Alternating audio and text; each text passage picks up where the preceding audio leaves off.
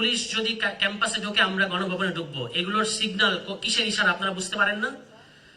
এইটাই হচ্ছে যে আমি যখন এক দফা ঘোষণা করা দরকার তখনই করব, কিন্তু এর আগেই কিন্তু আমরা, এবং আপনারা যদি মাহফুজ আলমের 9 তারিখের ফেসবুক পোস্ট, কেউ এটা আজকাল স্মরণ করে না, কিন্তু আমি এটা তখনই, যেহেতু মাহফুজ আলমকে আমি বহুদিন ধরে চিনতাম আগেও, আমার কাছে তখন মনে হচ্ছিল, যখন 8-9 তারিখে মাহফুজ এই স্ট্যাটাসটা দিলেন, আমার কাছে মনে হচ্ছিল যে মাহফুজ একটু বেশি অ্যাম্বিশাস হচ্ছেন। কিন্তু পরবর্তীতে আমি দেখলাম যে ঠিকই আসলে ছাত্রদের এই যে যারা নেতৃত্ব দিচ্ছেন, আমাদের যে ছাত্র সমাজের যারা নেতা ছিলেন, তারা বাংলাদেশের অতীত ইতিহাস থেকে যেমন গ্রহণ করেছেন, তেমন মানে নিজেদেরকে আপডেটও করেছেন। যে 8-9 তারিখে মাহফুজ আলমের এরকম একটা ফেসবুক পোস্ট ছিল যে এই যে মানে আন্দোলনের মধ্য দিয়ে ছাত্রদের মধ্যে নতুন ধরনের রাজনৈতিকতা, শব্দটা হচ্ছে রাজনৈতিকতা, রাজনৈতিকতা বা পলিটিক্যালিটি শব্দটা হচ্ছে রাজনীতিরও বড় ব্যাপার, মানে রাজনীতি তো পলিটিক্স, রাজনৈতিকতা এর চেয়ে বড় জিনিস।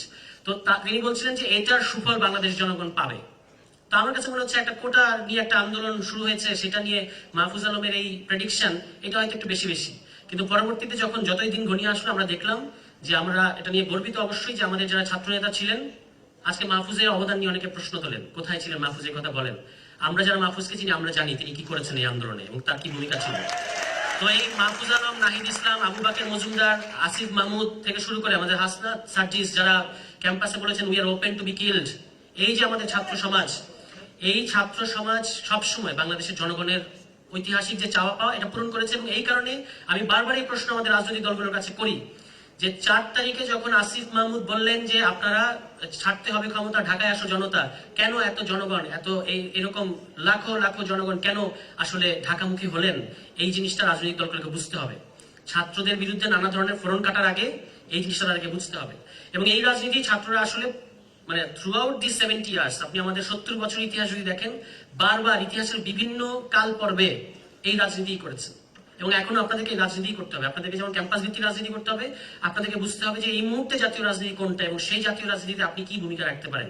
ছাত্র সমাজের যেটা মানে একটা একাডেমিক পরিবেশ তৈরি করা, ক্যাম্পাসে একাডেমিক চর্চা করা, এগুলোর যেমন দরকার আছে, কিন্তু আমাদের মতো দেশে যেখানে এখনো জনগোষ্ঠীর একটা বৃহত্তর অংশ মুক্তির জন্য টকবক করছে, সেখানে কিন্তু জাতীয় রাজনীতির জন্য যেটা করা দরকার, জাতীয় রাজনীতি যেটা ডিজার্ভ করে, এই প্রশ্নে ছাত্র সমাজ নীরব থাকতে পারে না।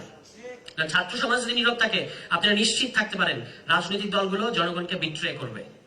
এই জন্য আপনাদের ঐতিহাসিক ভ্যানগার্ড হিসেবে, ঐতিহাসিক ওয়াচডগ হিসেবে আমাদের এই ছাত্র শক্তিকে থাকতে হবে, বা আমাদের যে ছাত্র সমাজকে থাকতে হবে, এবং সেটা নেতৃত্বে আমি বিশ্বাস করতে চাই যেহেতু এখানে গণ অভ্যুত্থানে অনেক ফেস আছেন। শুধু সেটাই না, গত 7-8 বছর প্রশ্ন করেন অনেকে, অনেক রাজনৈতিক দল, তারা তো চোখ কান কোথায় রাখছেন জানি না, তারা প্রশ্ন করেন যে কি করছেন আপনারা, তো হাসিনার আমলের ক্যাম্পাসে কিছু করেন নাই, বা আপনাদের তখন কোনো কিছু দেখা যায় নাই। যেদিন এখানে 7 জানুয়ারি ডামি নির্বাচন হচ্ছে, সেদিন ঢাকা বিশ্ববিদ্যালয়ের রাজু ভাস্কর্যে দাঁড়িয়ে আমাদের এই যে আজকে যারা আমরা যাদেরকে প্রমিনেন্ট যে ফেস যাদেরকে দেখতে পাই এনসিপিতে এবং আমাদের এই গণতান্ত্রিক ছাত্র সংসদের, তারা কি সেদিন ব্ল্যাক কার্ড নিয়ে দাঁড়ান নাই? তারা বলেন নাই যে আমরা ডামি নির্বাচন মানি না? এগুলোর ইতিহাস এখনো ছবি আকারে আছে, নানাভাবে আছে। এবং আপনারা একটু মনে করে দেখেন, আজকে আপনারা সম্ভাব্য যে নামটা গ্রহণ করবেন বলে আমরা বুঝতে পারি, এই নামে যখন প্রথম এই ছাত্র সংগঠনটা এসেছিল, তখন রাজু ভাস্কর্যে কি কি কথা, কি কি বক্তব্য আপনারা হাজির করেছিলেন। আপনারা বলেছিলেন যে নতুন একটা রাজনৈতিক জনগোষ্ঠী চাই, আপনারা বলেছিলেন যে আমরা গণ অভ্যুত্থান চাই, আপনারা বলেছিলেন আমরা ফ্যাসিবাদ চাই না, এই কথাগুলো বলেছিলেন। ফলে আমরা এই ছাত্র সংগঠন পরে হয়েছে, কিন্তু আমাদের রাজনীতি কিন্তু অনেক আগেই শুরু হয়েছে। এবং এই রাজনীতি কিন্তু আমাদের 5 অগাস্টের আগেই শুরু হয়েছে। এটা আমি মাঝে মাঝে বলি, আমাদের এনসিপি রাজনীতি অনেকে জিজ্ঞেস করেন, আমি বলি যে আমাদের সংগঠনটা পরে হয়েছে, কিন্তু এই যে ফ্যাসিবাদী ব্যবস্থার বিলোপ ঘটাতে হবে, লাখো জনতার উপস্থিতিতে নাহিদ ইসলামের এই যে এক দফা, এই দিন থেকে এনসিপির রাজনীতি শুরু হয়েছে। এবং আমাদের অনেকে প্রশ্ন করেন যে আপনারা রাজনৈতিক দল করতে গেলেন কেন, প্রেশার গ্রুপ হিসেবে থাকতেন, আপনারা হচ্ছে মিনিস্ট্রিতে গেলেন কেন, আপনারা প্রেশার গ্রুপ হিসেবে থাকতেন। কিন্তু তারা যেটা খেয়াল করেন না যে এর আগেও 90 সালে কিংবা 69-এ বিভিন্ন সমাজ যখন মানে রক্ত দিয়েছে, রক্ত দিয়ে তারা যখন ঘরে ফিরে গেছে, তারপরে কিন্তু রাজনৈতিক দলগুলো আবারও জনগণের যে আকাঙ্ক্ষা সেটাকে বিট্রে করেছে। তো সেই কারণে এবার এই ঐতিহাসিক বোঝাপড়াটা থাকার কারণেই কিন্তু এবারকার যারা ছাত্র নেতৃত্ব দিয়েছেন, তারা তাদের 5 অগাস্ট ঘটার পরেও তারা নিজেরা ঘরে ফিরে যান নাই, তারা আবারও রাজনৈতিকভাবে সংগঠিত হয়েছেন। আমি মনে করি এটা ছিল সবচেয়ে বিচক্ষণ সিদ্ধান্ত, যে আবারও রাজনৈতিকভাবে একত্রিত হওয়া, সেটা আমরা হতে পেরেছি। এবং এখনো আমাদের সামনে আমাদেরকে নানাভাবে বিতর্কিত করা, আমাদেরকে নানাভাবে মানে অপদস্থ করা কিংবা আমাদেরকে কোণঠাসা করার নানা ধরনের চেষ্টা চলবে, কারণ আপনি আসলে অনেকগুলো ফ্রন্টে যুদ্ধ শুরু করেছেন, এবং এটা হবেই যখন আপনি বলেছেন যে আপনি এই ব্যবস্থার পরিবর্তন চান, আপনি এই অগণতান্ত্রিক সংবিধান চান না, আপনি বাংলাদেশের জন্য একটা ইনসাফ কায়েম করতে চান, তখন যারা এই ব্যবস্থাটার সুবিধাভোগী তারা আপনার বিরুদ্ধে থাকবেই। এতে বিচলিত হওয়ার কিছু নাই। সবসময় বিশ্বাস করবেন যে আপনি যদি সঠিক রাজনীতির পথে থাকেন তাহলে বাংলাদেশের জনগণ আপনার সাথে আছে। এবং আমরা বলেছি যে আমরা ওই ভারত, পাকিস্তান, চীন, রাশিয়া কিংবা আমেরিকার নির্ভর রাজনীতি করতে চাই না। এখানে রাজনৈতিক দলগুলো কিন্তু স্যাংশন নির্ভর রাজনীতি করেছিল 7 জানুয়ারির আগে, এবং সেটা সিভিয়ারলি ফেল করেছে। কিন্তু এখান থেকে তাদের কতটুকু শিক্ষা আছে জানি না। কিন্তু ছাত্র সমাজ এখানে সবসময় জনগণের সাথে থেকে গণশক্তির যে রাজনীতি, এই রাজনীতিটা করে এসছে, এবং এই রাজনীতি আপনাদেরকে সামনে করতে হবে। সর্বশেষ আমি যেটা আপনাদেরকে বলতে চাই সেটা হলো, এই 24-এর গণ অভ্যুত্থানের মধ্যে আমরা কিন্তু এখনো আছি। অনেক ধরনের ঘটনা, অনেক ধরনের উত্থান পতন, অনেক কিছু ঘটছে, কিন্তু আমাদের কর্তব্য, আমাদের যেটা করার কথা, আমাদের যেটা ডেলিভার করার কথা, এটা কিন্তু আমাদের এখনো শেষ হয় নাই। সুতরাং আপনাদেরকে সজাগ থাকতে হবে। জুলাই সনদ নিয়ে আপনারা দেখতে পেয়েছেন যে অনেক কিছু ঘটছে। আমরা আমাদের তরফ থেকে বলেছি যে আইনি ভিত্তি ছাড়া, সাংবিধানিক ভিত্তি ছাড়া আমরা জুলাই সনদে স্বাক্ষর করতে পারি না। কারণ এটা যদি আমরা আজকে করি তাহলে বাংলাদেশের জনগণ, এখানে আমাদের সামনে 3 জোটের রূপরেখা, আমাদের পেছনে 3 জোটের রূপরেখার উদাহরণ আছে যে কিভাবে রাজনৈতিক দলগুলো নিজেদের করা প্রতিশ্রুতি নিজেরা ভঙ্গ করেছে।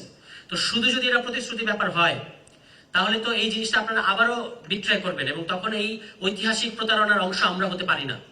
এজন্য আমরা বলেছি আইনি ভিত্তি নিশ্চিত করেন, সাংবিধানিক ভিত্তি নিশ্চিত করেন। যদি করেন তাহলে আমরা এটাতে স্বাক্ষর করতে প্রস্তুত। আজকে একটু অবাক হলাম, আমাদের বিএনপির স্থায়ী কমিটির সদস্য সালাউদ্দিন আহমদ, আমরা তাকে তো শ্রদ্ধা করি সবসময়, তিনি বলেছেন যে একটি দল স্বাক্ষর করার সুযোগ খুঁজছে। আসলে কিন্তু উল্টো, যারা স্বাক্ষর করেছেন, স্বাক্ষর করে এখন ভেতরে ভেতরে অনুশোচনায় আছেন, তারা কিভাবে রাবার স্ট্যাম্প দিয়ে না কিভাবে এটা মুছবেন সেই চেষ্টায় আছেন। যত দিন যাবে তত স্পষ্ট হবে যে নাগরিক পার্টি যে সাইন করে নাই, এই ঐতিহাসিক সার্কাসের অংশ হয় নাই। এটা ইতিহাস নাগরিক পার্টিকে এইভাবেই স্মরণ করবে যে হ্যাঁ, আপোষ করিলে আমরা, এটাই হচ্ছে ইতিহাস। সুতরাং একটি দল স্বাক্ষর করার সুযোগ খুঁজছে, ব্যাপারটা এরকম না। যারা স্বাক্ষর করেছে তারা এখন এটা মোছার চেষ্টা করছে। আপনারা দেখেছেন ইতিমধ্যে একটা দলের পক্ষ থেকে বলা হয়েছে, বিএনপি না, আরো দল আছে না, আপনারা অনেক এতক্ষণ তো স্লোগান দিচ্ছিলেন, তাদের পক্ষ থেকে বলা হয়েছে যে যদি প্রতিশ্রুতি বাস্তবায়ন করা না হয় তাহলে আমরা স্বাক্ষর উঠিয়ে নেব। তা আমরা তাদেরকে প্রশ্ন করতে চাই, কি দিয়ে উঠাবেন? রাবার দিয়ে উঠাবেন? স্বাক্ষর করার আগে কেন আপনারা এটা নিশ্চিত হলেন না? কারণ আপনাদের অনেক তাড়াহুড়া, আমরা বুঝতে পারি। আপনারা মানে এক পা পার্লামেন্টে দিয়ে রেখেছেন এরকম মনে করছেন, কিন্তু আমরা ক্ষমতার সিট ভাগাভাগি কিংবা আসন ভাগাভাগি এই সমস্ত জায়গায় আমরা জুলাই সনদকে দেখতে চাইনি। আমরা জুলাই সনদকে সবসময় নির্বাচন কেন্দ্রিক যে রাজনীতি, এটার ঊর্ধ্বে ভেবেছি। বাংলাদেশ রাষ্ট্রের একটা গণতান্ত্রিক রূপান্তর করতে হবে, একটা গণতান্ত্রিক পুনর্গঠন করতে হবে, একটা গণতান্ত্রিক সংস্কার করতে হবে। এটাই ছিল আমাদের রাজনীতি, যেটা আমরা বলেছি ফ্যাসিবাদী ব্যবস্থার বিলোপ ঘটাতে হবে। আমরা এই রাজনীতির সাথে কম্প্রোমাইজ করি নাই, এবং ভবিষ্যতে আমরা এই রাজনীতির সাথে কম্প্রোমাইজ করব না। তো জাতীয় নাগরিক পার্টিকে আপনারা বারবার বলেন, কিংবা আমাদের এই ছাত্র সংগঠনগুলোকে বারবার বলেন যে এরা কিছু বোঝে না, কিন্তু এই গত কয়েকদিন, গত 1 সপ্তাহ যারা সিনিয়র পলিটিশিয়ান, তাদের মুখ থেকে আমরা যে সমস্ত কথা শুনতে পেয়েছি, আমাদের কাছে মনে হয়েছে যে ধরনী যদি দ্বিধা হয় এবং আমরা যদি কোথাও মুখ লুকাতে পারতাম তাহলে সুবিধা হতো। এগুলো তো সিনিয়র পলিটিশিয়ান সুলভ আচরণ না, সিনিয়র পলিটিশিয়ান সুলভ কথা না। আপনারা দেখেছেন বলা হচ্ছে কল রেকর্ড আছে, ফাঁস করে দেওয়া হবে, বলা হচ্ছে যে বাপ সন্তান এই ধরনের অশ্লীল কথাবার্তা বলা হচ্ছে। কিন্তু আমাদের তরফ থেকে আপনি দেখবেন যে আমাদের নাহিদ ইসলাম যখন ফেসবুকে ইংরেজিতে একটা পোস্ট লিখেছেন, আপনারা আবার অনেকে বাংলা করে দিয়েছেন যাতে বুঝতে পারে ভট বাহিনী। তো তিনি যখন ইংরেজিতে পোস্ট লিখলেন তখন কিন্তু সেটা ছিল একটা সম্পূর্ণ রাজনৈতিক শিষ্টাচারের মধ্যে থাকা একটা রাজনৈতিক সমালোচনা, যেটার অধিকার সবসময় রাজনীতিতে থাকতে হবে। কিন্তু এটা প্রতিক্রিয়া যখন আমরা দেখলাম বিভিন্ন রাজনৈতিক দলের কাছ থেকে, বিশেষত একটা রাজনৈতিক দলের কাছ থেকে, তারা যে ভাষায় কথা বলেছেন এটা অশ্লীল ভাষা এবং এটা রাজনৈতিক শিষ্টাচার বহির্ভূত ভাষা। কিন্তু দুঃখ পেয়েছি আমরা যে তারা এটার কোনো ধরনের দুঃখ প্রকাশ করেন নাই। তো ঠিক আছে, জাতীয় নাগরিক পার্টি আছে, এবং জাতীয় নাগরিক পার্টি আপনাদেরকে এই যে রাজনৈতিক শিষ্টাচার এটা সবসময় শেখাবে, এবং কিভাবে রাজনীতির ভাষায় কথা বলতে হয়। বাংলাদেশের ছাত্র সমাজ এবং জাতীয় নাগরিক পার্টির তরুণ নেতৃত্ব এইটা বাংলাদেশের পলিটিশিয়ানদেরকে শেখাবে। এইটা আমাদের উপর আরেকটা ঐতিহাসিক দায়িত্ব। কারণ আমরা মনে করি যে শুধুমাত্র রাষ্ট্রের সংস্কার, সংবিধানের সংস্কার করলেই হবে না, রাজনৈতিক দলগুলোরও সংস্কার করতে হবে। এবং এই যে বাংলাদেশের মানুষ এখন সামনে একটা সংস্কারের পরে একটা নির্বাচনের কথা আমরা শুনতে পাচ্ছি, এই নির্বাচনে যেন তাদের ঐতিহাসিক ম্যান্ডেটের প্রতিফলন ঘটাতে পারে, এই জন্য কিন্তু আপনাদেরকে কাজ করতে হবে। সর্বশেষ কথাটা হচ্ছে যে শাপলা প্রতীক নিয়ে আমাদের সাথে যে কাজটা করা হচ্ছে আপনারা দেখতে পাচ্ছেন। ইলেকশন কমিশন আমাদের একটা সাংবিধানিক প্রতিষ্ঠান। আমরা বলেছি বিষয়টা শুধু শাপলা কেন্দ্রিক না, বিষয়টা হচ্ছে আপনি একটা সাংবিধানিক প্রতিষ্ঠান হিসেবে যে কোনো সিদ্ধান্ত, যে কোনো স্ট্যান্ড যখন নেন, এটার আইনের যুক্তিটা কি, এটার সংবিধানের যুক্তিটা কি, এটা আমরা জানতে চাইবো। আপনারা জাতীয় লীগ নামে একটা ভুইফর সংগঠনকে নিবন্ধন দিয়েছেন, যাদের সভাপতির নাম কেউ জানে না, সেক্রেটারির নাম কেউ জানে না, যাদের গত কয়েক মাসের কোনো রাজনৈতিক কর্মসূচির কথা আপনারা কেউ স্মরণ করতে পারবেন না, যারা যে স্থানের কথা বলেছে তাদের কেন্দ্রীয় কার্যালয় হিসেবে এরকম কোন স্থানের অস্তিত্বই বাংলাদেশে নাই। এই ধরনের একটা রাজনৈতিক দল বলতে চাই না, এই ধরনের একটা ভুইফর সংগঠনকে আপনারা নিবন্ধন দিয়েছেন এবং আপনারা আমাদেরকে নীতি কথা শোনান।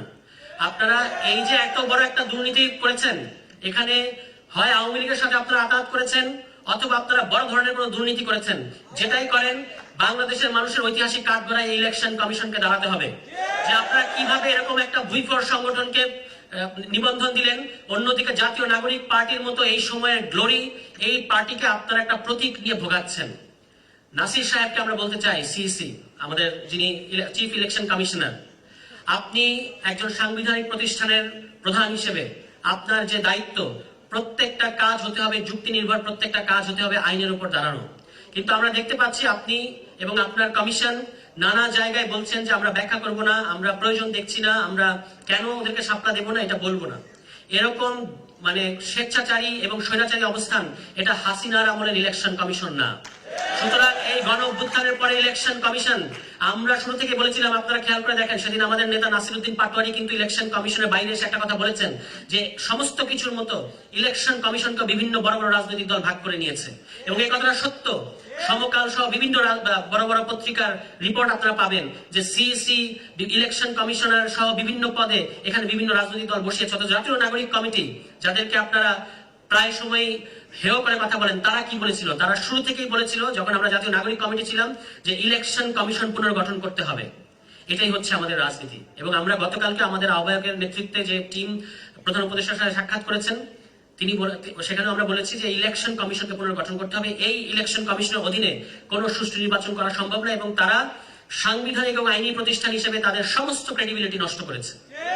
সুতরাং সুষ্ঠু নির্বাচনের স্বার্থে জাতীয় নাগরিক পার্টিকে প্রতীক দিতে হবে, এবং যদি আমাদেরকে প্রতীক কেন্দ্রিক অহেতুক কোনো জটিলতা সৃষ্টি করা হয়, তাহলে আমরা ধরে নেব ইলেকশন কমিশন সহ এই সরকার চায় জাতীয় নাগরিক কমিটি নির্বাচনের বাইরে থাকুক।